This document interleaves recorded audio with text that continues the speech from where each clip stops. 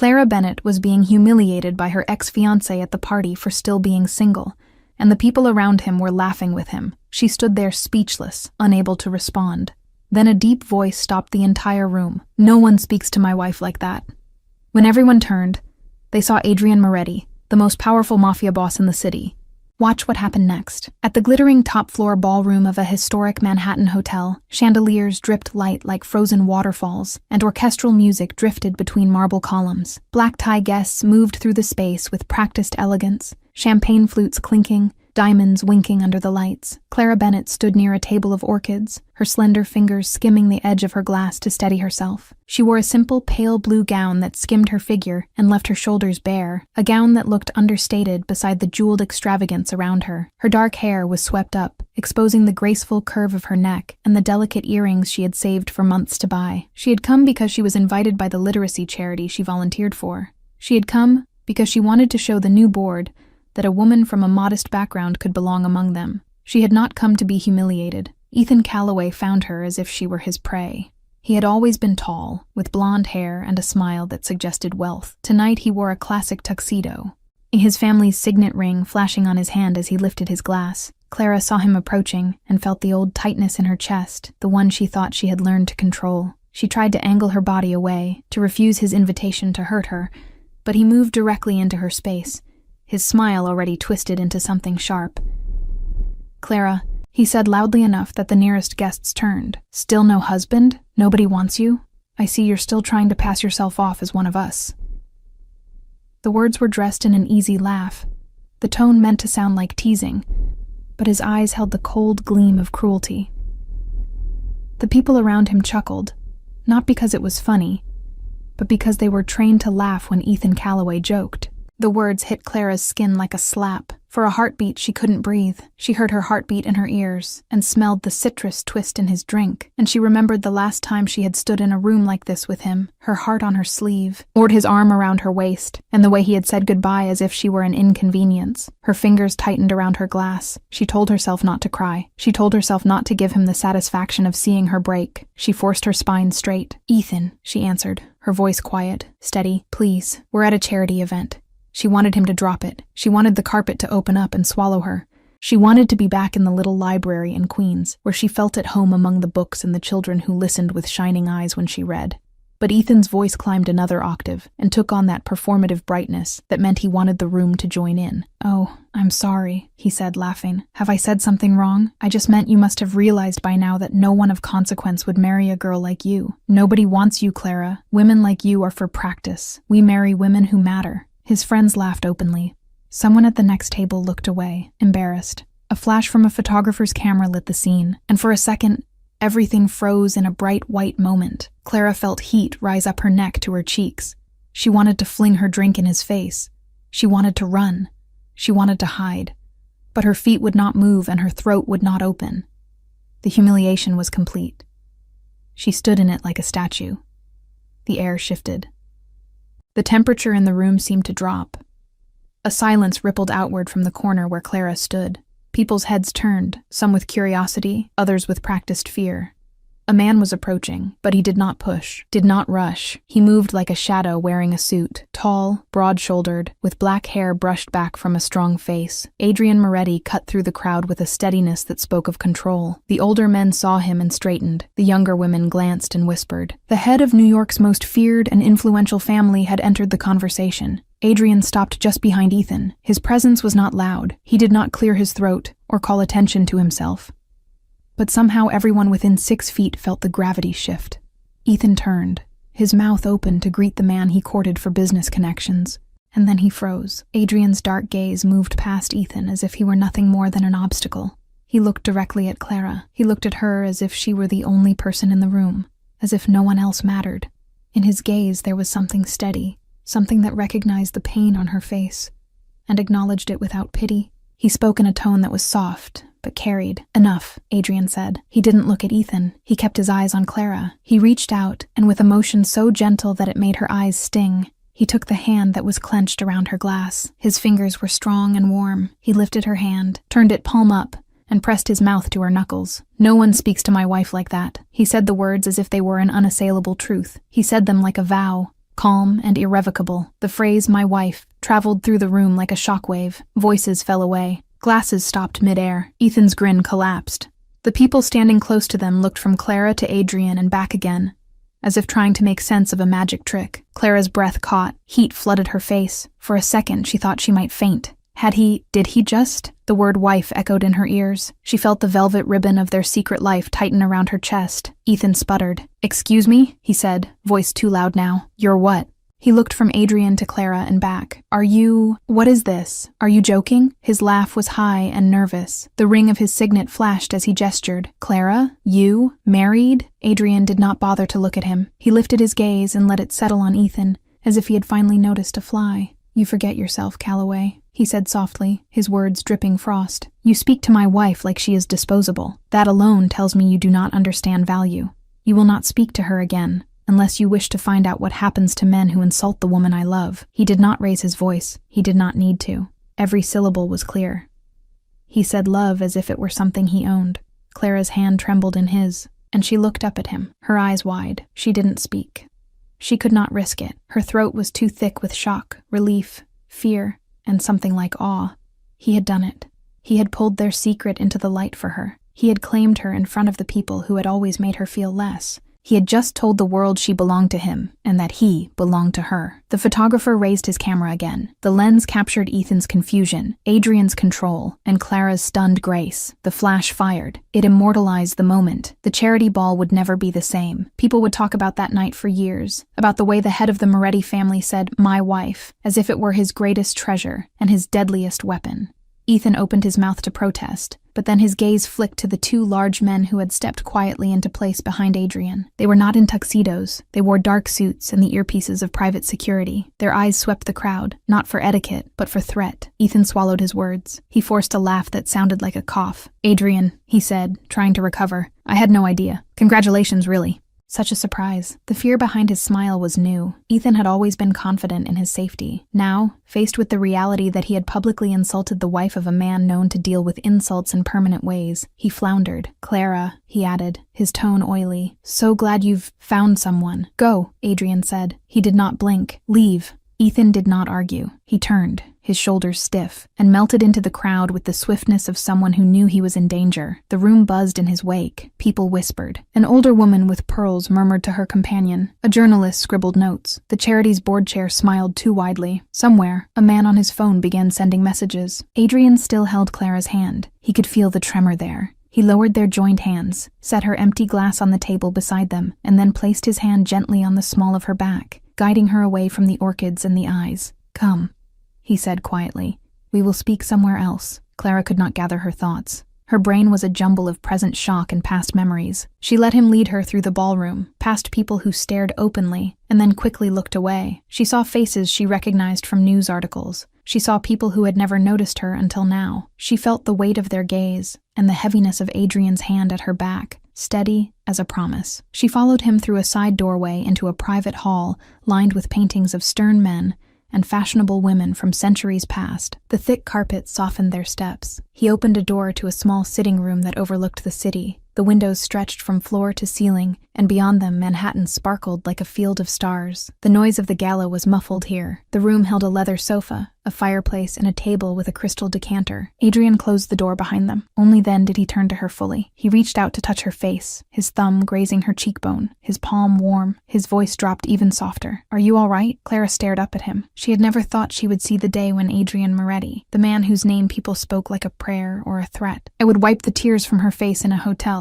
She nodded, and then shook her head, and then laughed through the tears that finally came. "That," she whispered, "was not how I imagined our secret would be revealed." He gave a small smile, rare and rueful. "I know," he said. "I wanted to protect you from this attention, but I could not let him hurt you anymore, not even for another second." He held her hands between his. "I will face the consequences of making our marriage public, but I will not regret it. Does it hurt you? She swallowed. Her voice was shaky but clear. It hurts that he said those things, she said. It hurts that I froze, like I always do around him. I hate that he can still make me feel small. But you stopped it. You told them I am your wife. Her mouth trembled. She thought of the day she had signed the marriage license in a small chapel with no guests. Thought of the vows whispered in Latin under a fresco of saints. She thought of Adrian's fingers sliding a ring onto her hand, a ring she only wore when they were alone. She thought of the way he had cupped her face and promised, I will keep you safe, even from my own world. You are my wife, he said simply. He did not add flourish or apology.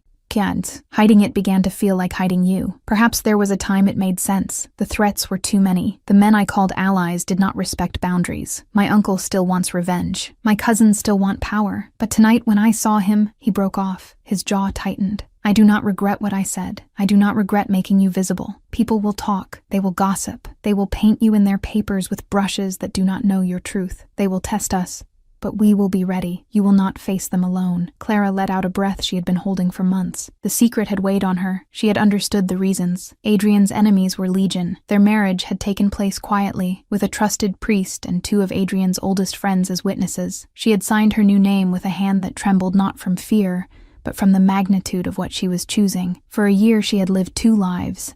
In her real life with him, she was Clara Moretti, valued, cherished, desired. In the public eye, she had remained Clara Bennett, the librarian, the girl who once dated Ethan Calloway and was now single. It had been a choice to protect herself, but it had wounded her pride. Tonight, the world had been forced to see her through Adrian's eyes. It was terrifying and liberating. It made her heart race. She stepped closer and leaned her forehead against his chest, right over the steady beat of his heart. He wrapped his arms around her. For a moment, there was just them and the city lights beyond the window. She breathed in his scent, cologne with notes of cedar and something darker, and felt something in her loosen. She wanted to ask so many questions. How would this change things? Would the press descend? Would his enemies use her? Would her quiet life be destroyed? But for now, she let herself rest against him. Thank you, she whispered, for not letting him finish that sentence. Never, he murmured. He pressed his lips to the top of her head. Never. As the night wore on, and they returned to the ballroom together, whispers followed them like ribbons. Clara noticed the way older women smiled with renewed curiosity, the way young men stood a little straighter around Adrian, the way donors whispered and speculated. She saw the flicker of cameras, and knew photos would appear on social media before the dessert course was served. When they left, Adrian's hand never left her back. His car whisked them through dark city streets to a penthouse on 5th Avenue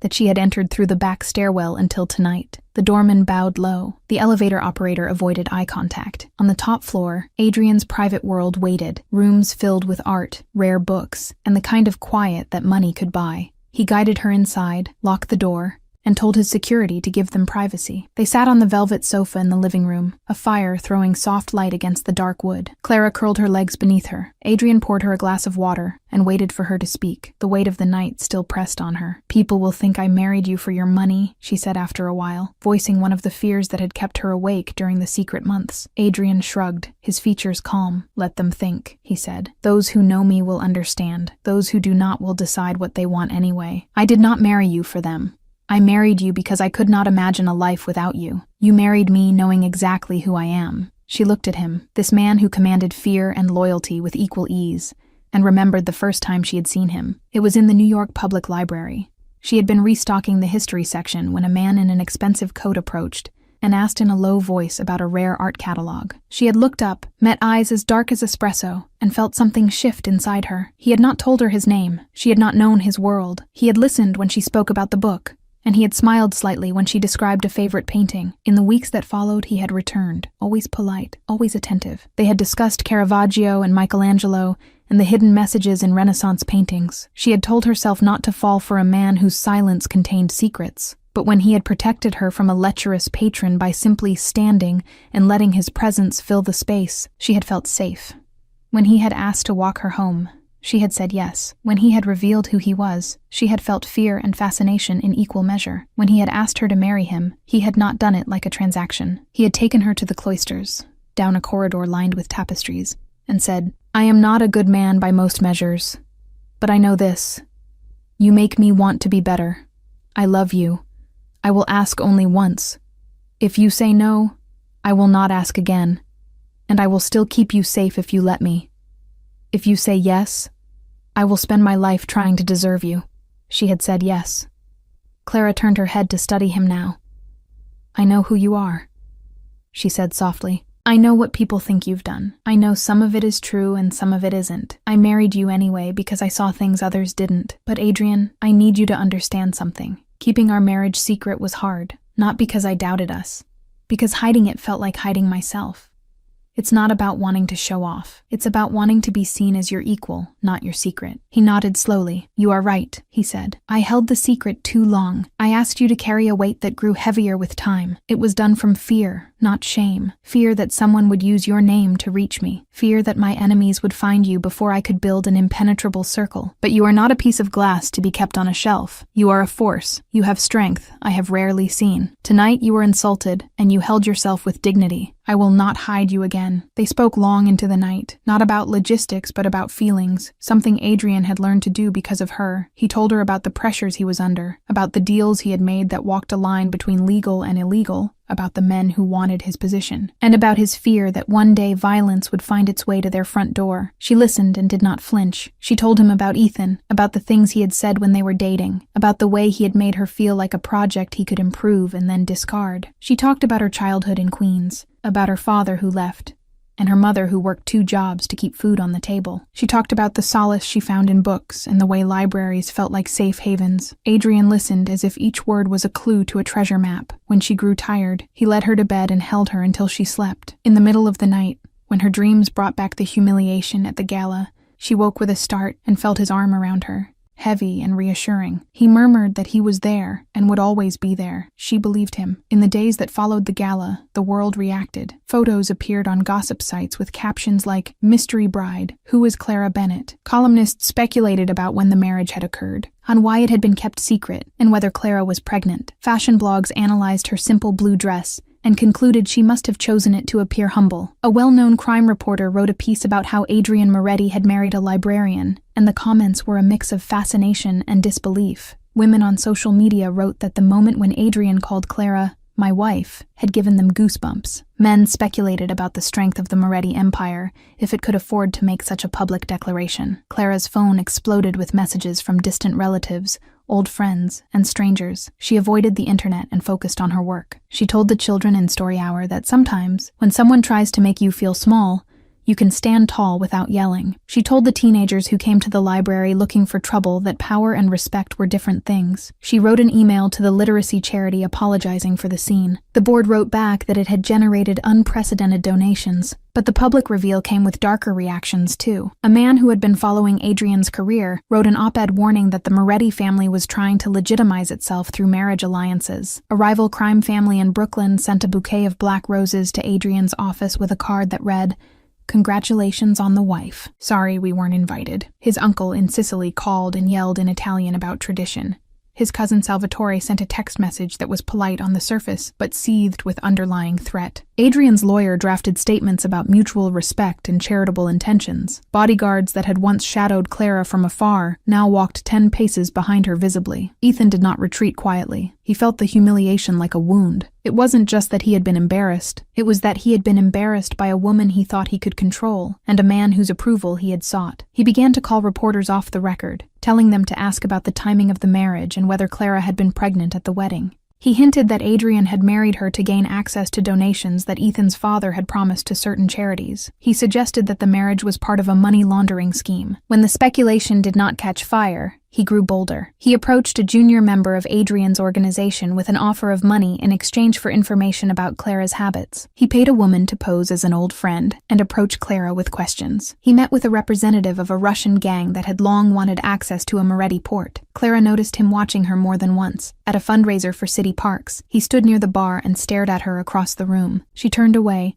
not wanting to give him the satisfaction of seeing her uncomfortable, but she felt his gaze on the side of her face like sunburn. She told Adrian that Ethan would not stop until he had regained his sense of control. Adrian listened without interrupting. He placed extra security around her. He told his people to watch Ethan's movements. He met with his chief of staff, Sophia, a razor-sharp woman with a mind for logistics, and instructed her to review every deal they had pending that might intersect with Callaway interests. He also scheduled a dinner with Clara's mother to explain the situation, and because he knew that if her mother saw rumors on television before hearing from them, She would worry. Clara's mother, Maria Bennett, lived in a small house in Queens with a front garden she tended carefully. She had always been proud of Clara's independence. When Clara had told her about Adrian, her mother had been wary, not because he was powerful, but because he was unknown. She had said, "Men with secrets sometimes hurt the people they love without meaning to. Be sure his secrets are not more important to him than you are." After the gala, when Adrian and Clara came to her house with a security detail waiting discreetly outside,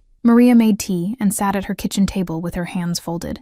She looked at Adrian with direct eyes. "I want to understand why you kept my daughter hidden," she said. "If she is your wife, she should be at your side."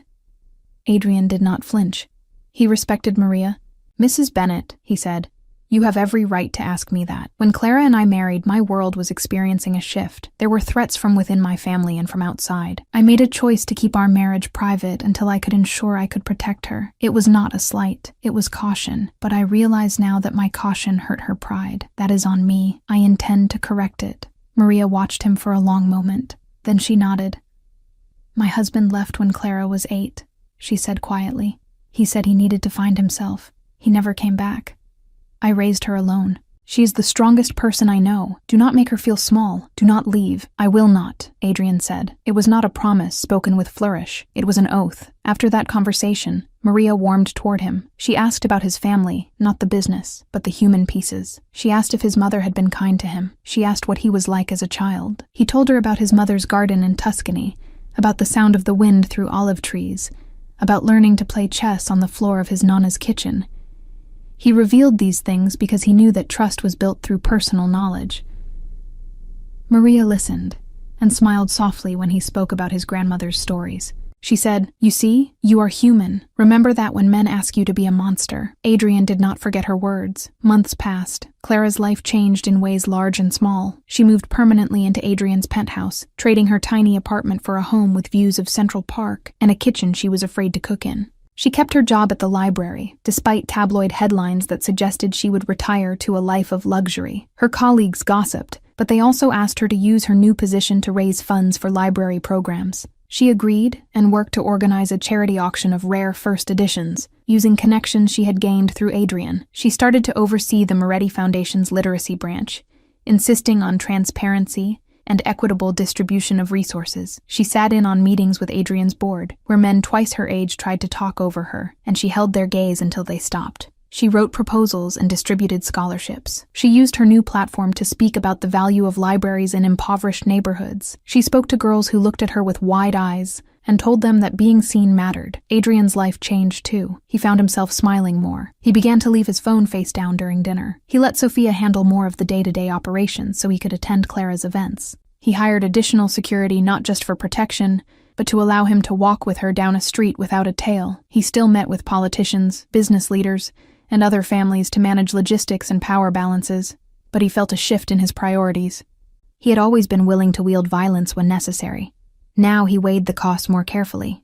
He found himself wanting to build things that would last beyond his lifetime, things that had nothing to do with control. Clara's vision of literacy programs in prison libraries moved him. He funded them, not as a public relations tactic, but because he believed in them. Ethan watched all of this with a twisting mixture of jealousy and desperation. He met with a journalist in a dark bar and gave her documents he claimed proved that the Moretti Foundation was funneling money offshore. The journalist fact-checked the documents and discovered they were forgeries. She wrote instead about the lengths men would go to for revenge. Ethan's father chastised him. "You have made our name sound like a jealous boy's," he said. "You are supposed to be looking after the family investments, not gossiping." Ethan clenched his jaw and told himself he would not let his father's disappointment define him. He decided to go deeper. Through a connection at a port on Staten Island, Ethan learned that one of Adrian's shipping containers was scheduled to arrive from Palermo carrying something valuable. He bribed a foreman to divert the container to a private warehouse before it went through customs. He intended to open it, photograph its contents, and send the images to the authorities and the tabloids. He imagined headlines about Adrian smuggling antiquities or weapons. He imagined a raid. He imagined Adrian humiliated and arrested, Clara standing outside the courthouse alone. He did not imagine that Adrian and Clara had anticipated his move. Clara,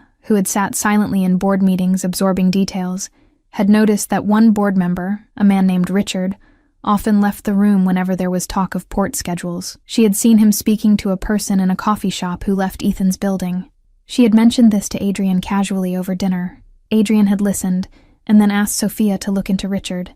They discovered that Richard was in debt to a casino owned by a rival family. They also discovered that he had once been a client of Ethan's father's firm. Adrian confronted him quietly. Richard confessed to passing on container schedules.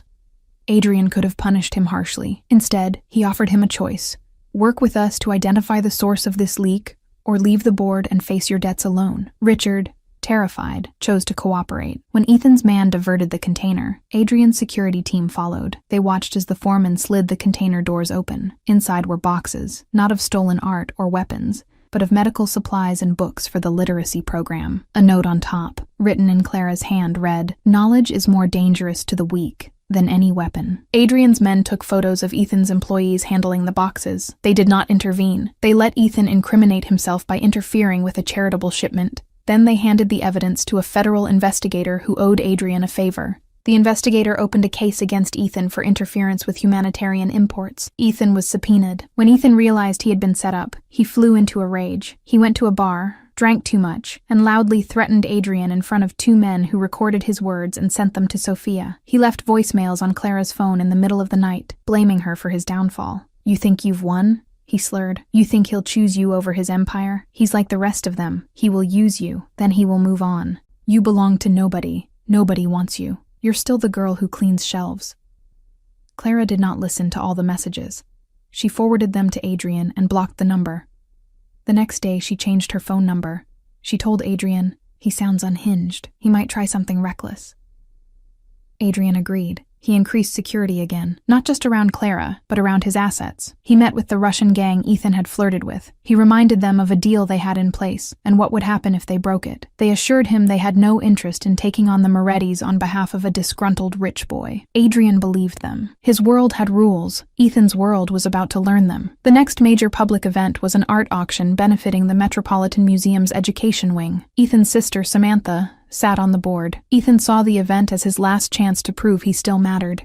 He donated an 18th century painting from his father's collection and boasted about its provenance. He told his friend at a financial newspaper that he would be revealing a secret that would shake Manhattan. He told himself this would be the night he would embarrass Adrian and reclaim his power. He did not know that Adrian and Clara were planning to use the same event to permanently dismantle Ethan's credibility. The night of the auction arrived. The museum's grand hall was decorated with towering arrangements of white calla lilies. Waiters carried trays of champagne. Donors in designer gowns mingled with artists in minimalist black. A string quartet played near the marble staircase. Clara arrived on Adrian's arm, wearing a deep emerald dress that made her eyes look like the sea on a stormy day. Her hair was down, smooth waves framing her face. She wore a diamond bracelet that Adrian's grandmother had left for the future wife of whoever inherited the Moretti name. When she walked into the hall, conversations paused. Some people smiled warmly. Others stared, trying to reconcile the Clara they thought they knew with the one standing before them. Ethan was there, of course. He hovered near his painting, a smug expression on his face. When he saw Clara and Adrian, his smile hardened. He did not greet them. He watched. A woman from the museum approached him with questions about the painting's provenance. He answered easily,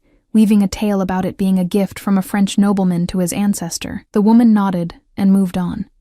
In a far corner, an FBI agent disguised as a donor sipped wine and waited. The auction began with smaller pieces. Bidding paddles went up. Voices called numbers. Each sale was followed by polite applause. The mood was light. When Ethan's painting was wheeled out, he stepped forward, ready to bask in the attention. The auctioneer launched into a glowing description of the piece, attributing it to a notable artist, and noting Ethan's generous donation. Bids climbed. 200,000, 300,000, 400,000. Ethan's face shone. He glanced at Adrian as if to say, "See? I matter." The auctioneer raised his gavel. 500,000, a woman in a red dress called. "I have 500. Do I hear 550? Before the gavel could fall, a voice spoke from near the front. "I am sorry to interrupt," the voice said, calm and professional, "but this painting cannot be sold." All eyes turned. A man in a dark suit stepped forward, flashing a badge. "Special Agent Ruiz, FBI," he said. "We have reason to believe that this painting is not owned by Mr. Calloway, and that the documentation provided is fraudulent. We must confiscate the piece as part of an ongoing investigation." A murmur rippled through the hall. Cameras lifted. Ethan's face drained of color. "What?" he sputtered. "This is a mistake. This is my family's." Agent Ruiz shook his head. "We have evidence that this painting was reported stolen from a private collection in Florence 3 years ago," he said. "We will need to verify its authenticity and origin. In the meantime..." The auction cannot proceed with this item. He nodded to two agents behind him, who carefully lifted the painting from its easel. Clara watched as Ethan blustered, insisted that he had paperwork, demanded to see a supervisor. But his voice grew shrill and his movements erratic. Adrian remained still, his hand resting lightly on Clara's lower back. He had known this would happen because he had orchestrated it. When he and Clara had learned that Ethan was planning something at the auction, they had asked Sophia to dig. They had discovered that the painting's provenance was questionable. They had quietly contacted the Italian police, who had been looking for the piece. They had arranged for the FBI to be present. They had not told Ethan. They had allowed him to strut into a trap of his own arrogance. The guests whispered, some in schadenfreude, others in shock.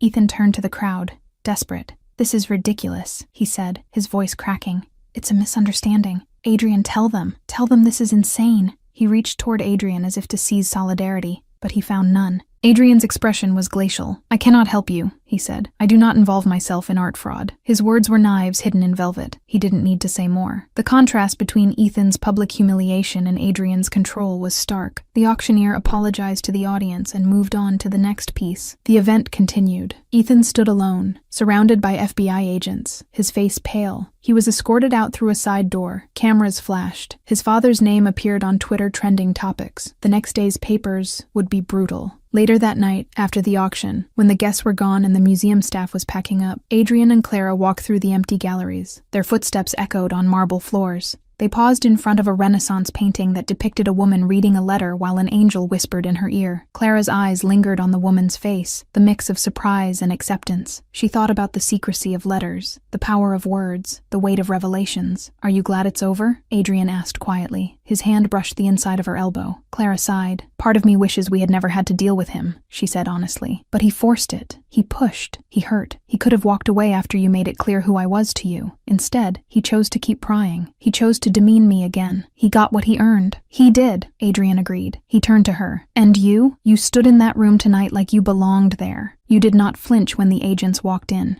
You did not shrink. You looked at him and he knew you were out of his reach." Clara met his eyes. "I felt you beside me," she said. "I felt what it meant to be your wife. Not just your secret. Your wife. That gave me strength." His gaze softened. "You are my wife," he said again, the words like a benediction. "And I am your husband. This is not about ownership. It is about belonging." He took her face in his hands and kissed her there, in the empty gallery, under the eyes of painted saints. The kiss was not rushed. It was slow and deep, a promise given flesh. When they pulled apart, they rested their foreheads together and breathed the same air. The weeks after Ethan's downfall were quieter. He faced charges for fraud and interference with humanitarian shipments. His father distanced the family from his actions. Samantha resigned from the museum board. Ethan's name slipped from the tongues of gossipers, replaced by newer scandals. Clara returned to her routine at the library and the foundation. She and Adrian began planning a public reception that would serve as a formal acknowledgement of their marriage. They invited friends, allies, donors, and family. They invited Maria and the women from Clara's book club. They invited the priest who had married them. They chose the conservatory garden in Central Park as the venue because Clara loved the lilacs in spring, and Adrian loved the idea of being outdoors, among trees, where danger felt far. The day of the reception dawned clear and bright. White tents had been erected, tables covered in linen, chairs arranged on the grass. Florists had woven eucalyptus and lavender into centerpieces. A string quartet tuned their instruments. The city hummed beyond the garden walls. Clara wore a dress the color of ivory tea and simple pearls at her ears. Maria fastened the bracelet around her wrist. "My father gave this to me on my wedding day," she said. "I want you to have it now." Clara squeezed her mother's hand and thanked her. She had not expected to feel emotional about a public event, but the weight of her mother's bracelet made her throat tight. Adrian arrived in a charcoal suit. No tie, his hair slightly tousled by the breeze. He greeted guests with measured courtesy. The governor sent a representative. The mayor attended in person. Men from other families nodded, acknowledging his strength. Women from the library whispered and smiled. Clara saw a girl from Queens who used to borrow romance novels from her, and now studied at NYU on a scholarship from the Moretti Foundation. The girl hugged her and told her she had changed her life. Clara felt tears burn her eyes. When everyone had arrived, Adrian took Clara's hand and led her to a small podium. He spoke briefly, thanking their guests for coming, acknowledging the strangeness of celebrating a marriage that had already occurred. He said that sometimes, for reasons of safety, Things are kept private, but that love eventually demands the light. He looked at Clara as he spoke. He said, I married this woman because she is the strongest person I've ever met. She sees me clearly and still chooses me. She makes me want to be worthy. Today, we celebrate not just a union, but the courage it takes to stand together in front of the world. Clara spoke too. She had written and rewritten her words, wanting them to be honest. She told the assembled crowd that she grew up in Queens, the daughter of a single mother who taught her that education was power. She told them that when she met Adrian, she did not plan to marry a man like him. She said, I fell in love with a man who read poetry in Italian and who helped me carry boxes of books when no one else would. I married him knowing his world was dangerous. I married him because he showed me respect when others showed me contempt. Tonight, I stand here not because of his name, but because of mine. I am Clara Moretti. I am Clara Bennett. I am both. I will not be defined by who I married, but I will not hide it either. The applause that followed was warm and genuine. After the speeches, they cut a small cake decorated with sugar flowers. Adrian's nephews ran between the tables. Maria and Adrian's mother spoke in rapid Italian, laughing. Sophia, always composed, allowed herself to dance with a tall man who had been watching her all afternoon. Journalists took photos but kept their distance. The event felt like a bridge between worlds. As the sun lowered and the light turned golden, Clara found a quiet moment with Adrian behind a hedge of blooming azaleas. They could hear the music and the murmur of voices. The smell of lavender and newly cut grass was thick in the air. Adrian slid his arm around her waist and rested his chin on her head. Do you feel seen? He asked softly. She looked up at him. The man she had once met in a library.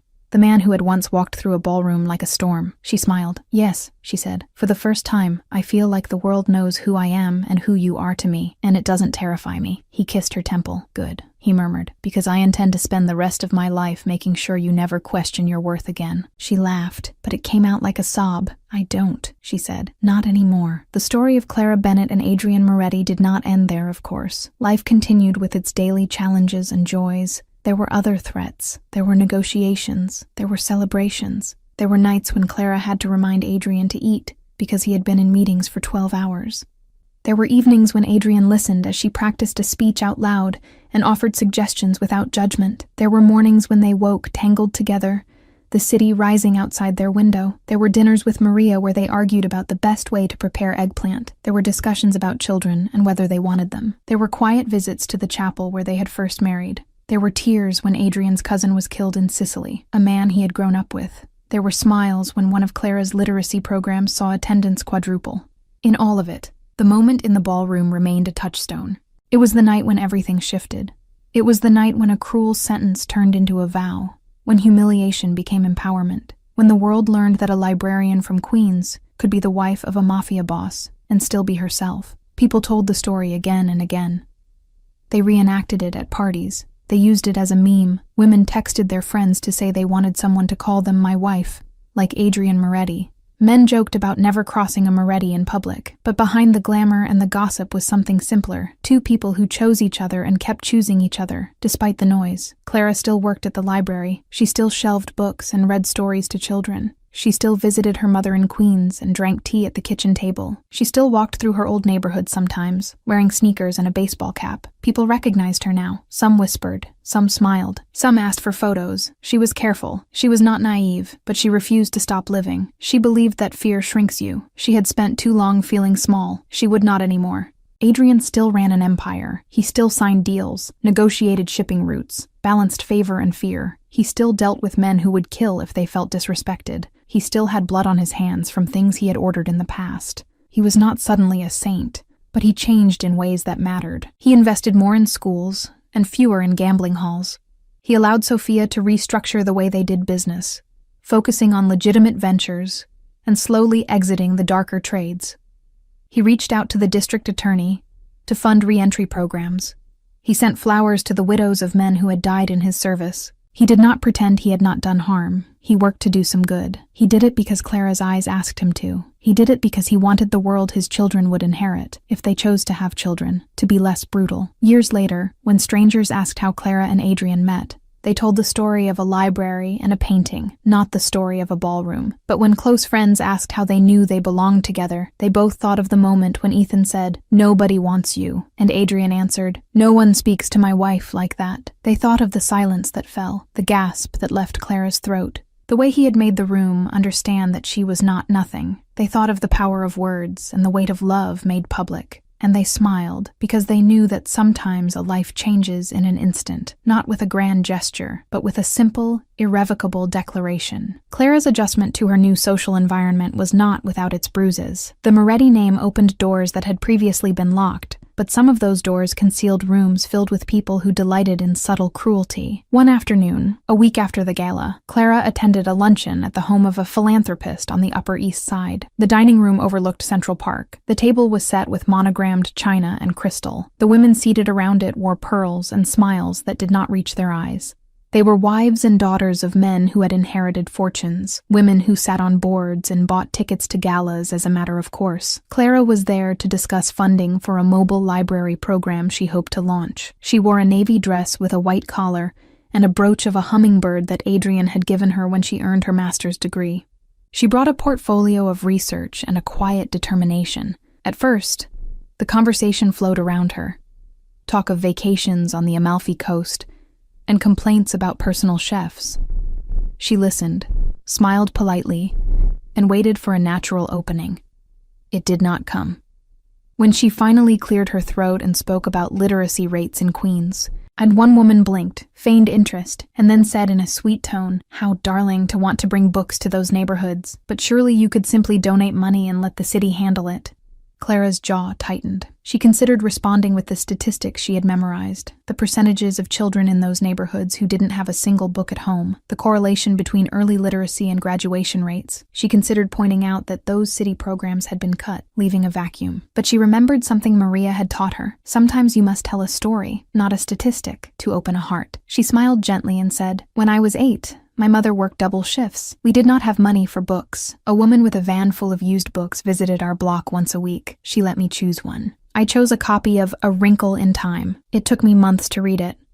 But when I was done, I believed I could go anywhere. I want to give that feeling to other children." The table grew quiet. One woman shifted in her seat. Another stirred her tea. The philanthropist at the head of the table cleared her throat. "My father was a butcher," she said suddenly, surprising everyone. "He never went to school. A librarian taught him to read when he was 40. It changed his life. Mrs. Moretti," she used Clara's married name deliberately. "How much do you need for your van?" Clara told her. The woman nodded and wrote a check. After the luncheon, as Clara descended the marble steps, another woman caught up to her and whispered, "I would like to volunteer for your program, if there's room." Clara nodded, and in her mind she whispered thanks to her mother, and to the woman with the van who had once given her a book. Not all challenges came from the social world. Some came from within the Moretti family. The older generation, like Adrian's uncle in Sicily, grumbled about the softening of the business. They had built their power on intimidation and secrecy, and they mistrusted the new direction. But the more immediate threat came from Salvatore, Adrian's cousin, who had long believed he was more entitled to leadership. Salvatore was shrewd, charming in public, and ruthless in private. He had accepted Adrian's ascension with a smile. But his ambition festered. Salvatore began to sow dissent quietly among the ranks, suggesting that Adrian was distracted by his wife, that he was pouring money into projects that yielded no profit, that he was weakening the family's hold on certain territories. He met with discontented associates and promised them better positions when he took over. He whispered to his aunt that Adrian had lost the killer instinct. Adrian knew some of this. He had been raised to expect betrayal from those closest to him. What he did not know was that Salvatore was planning something bold. Through a trail of coded messages, Salvatore arranged for an attack on a shipment of medical supplies and textbooks that the Moretti Foundation was sending to a women's prison upstate. He had bribed a guard to allow masked men into the facility under the pretense of repair work. The plan was to set the shipment on fire and then leak video footage of the blaze to the press, framing it as negligence on Adrian's part. The narrative would be that Adrian's attempt to be a philanthropist had backfired, costing inmates their chance at education. Salvatore believed the scandal would undermine Clara's programs and make Adrian look incompetent. Clara had insisted on going to the prison herself that day. She wanted to meet the women in person, to hear their stories, and to see where the books would live. Adrian had been hesitant at first. The environment was unpredictable, and he hated the thought of her behind bars even temporarily. But she had argued that she could not run a program from afar without understanding its recipients. He relented, on the condition that his security accompany her. When she arrived, the warden, a stern woman with a clipped voice, took her through metal detectors into a gray visiting room. Women in orange jumpsuits filed in, some with wary eyes, others with hope. Clara spoke to them about the program and asked them what they wanted to read. One woman said she liked science fiction. Another whispered that she wanted to learn how to read to write to her children. A third said she had always dreamed of reading Jane Austen.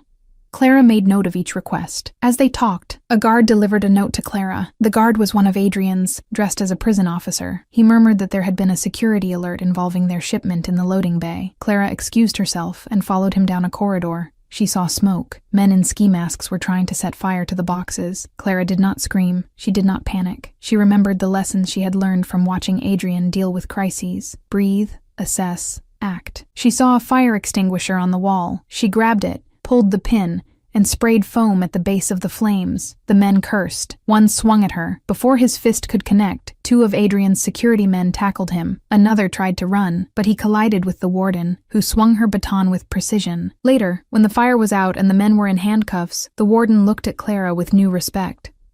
"Not many people would walk toward a fire," she said. Clara shook her head. "Those books are important," she answered simply. She called Adrian from the prison office.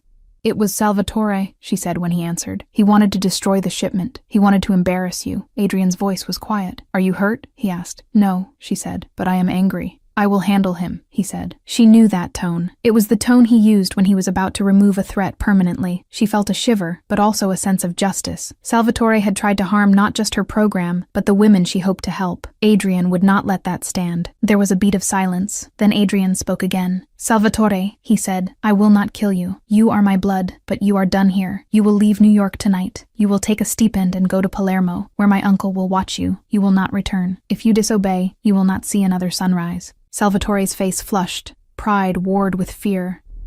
He looked at the faces around him and saw no support. He spat on the floor, cursed in Italian, and stalked out. The door slammed behind him. Sophia made a note in her file.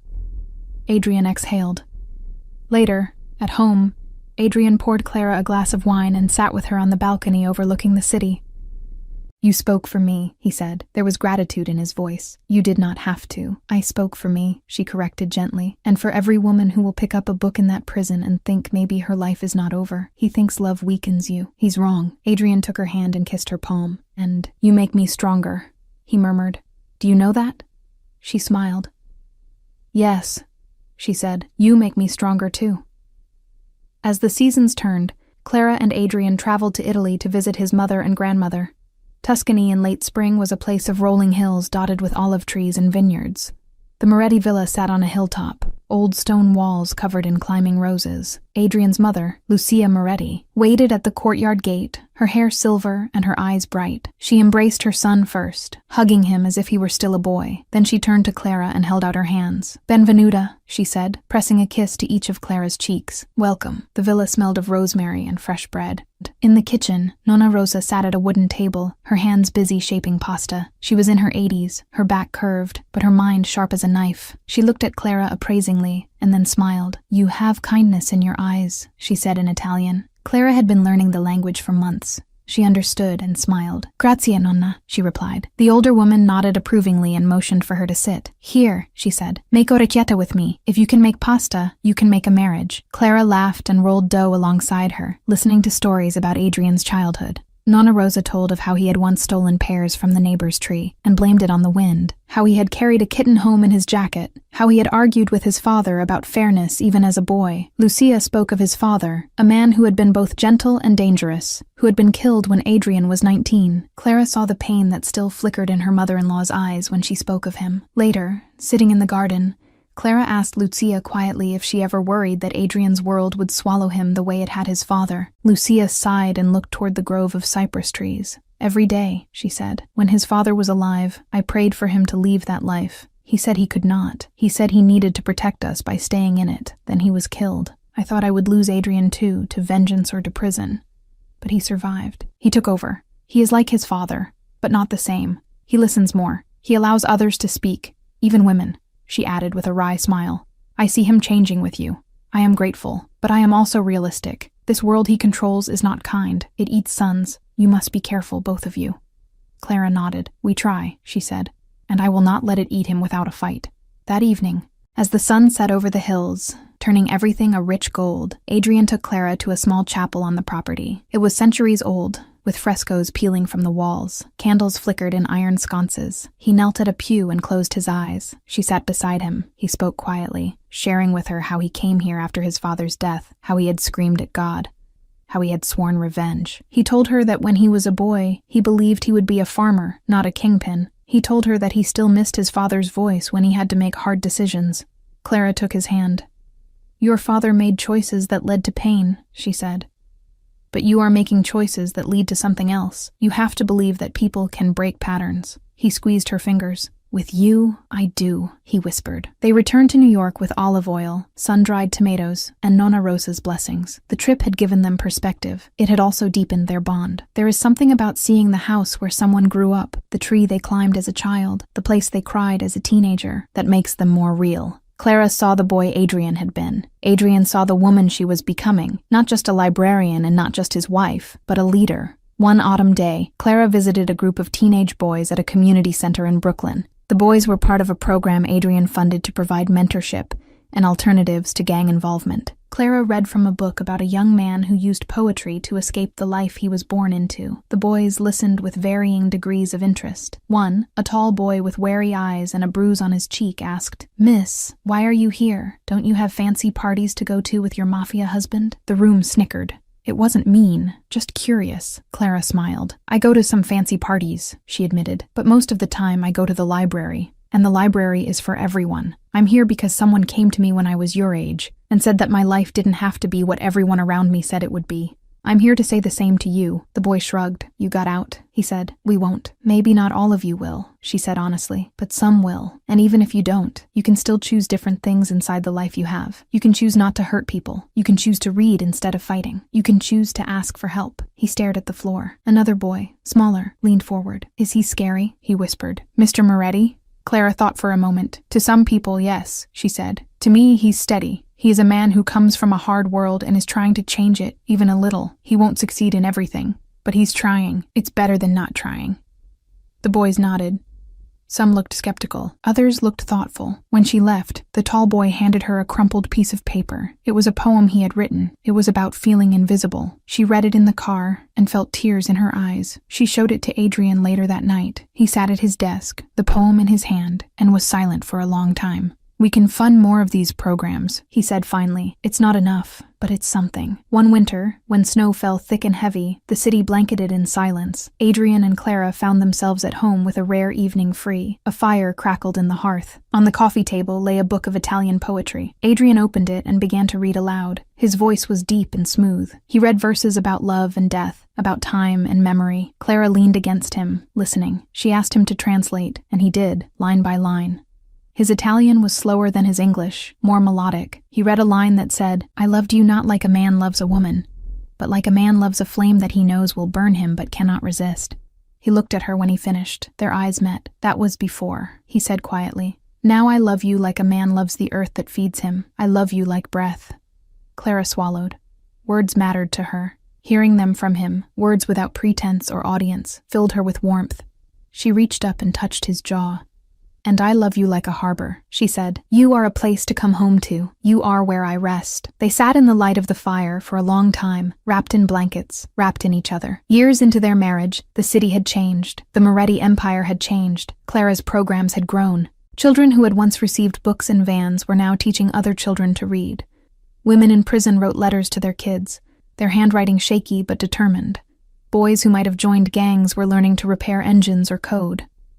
It was not a perfect world. There were still threats. There were still guns. There were still funerals, but there was also progress.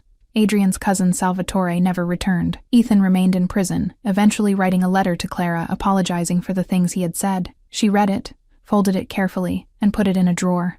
Forgiveness was a long road. She was walking it at her own pace. One evening, a reporter asked Clara if she ever regretted marrying Adrian. Knowing the danger, the scrutiny, the complexity, she thought about it seriously. She thought about the nights she had lain awake worrying about him when he was late. She thought about the times she had seen blood on his knuckles and had to tend to him in their bathroom. She thought about the stares and the whispers. She thought about the moment in the ballroom when she had felt so humiliated. She thought about the kids in Queens with their first books, the women writing letters, the boy's poem, the gardens in Tuscany. The way Adrian's eyes warmed when she walked into a room. She looked at the reporter and said, "No, I regret nothing. Every love story is complicated. Ours is just more public than most.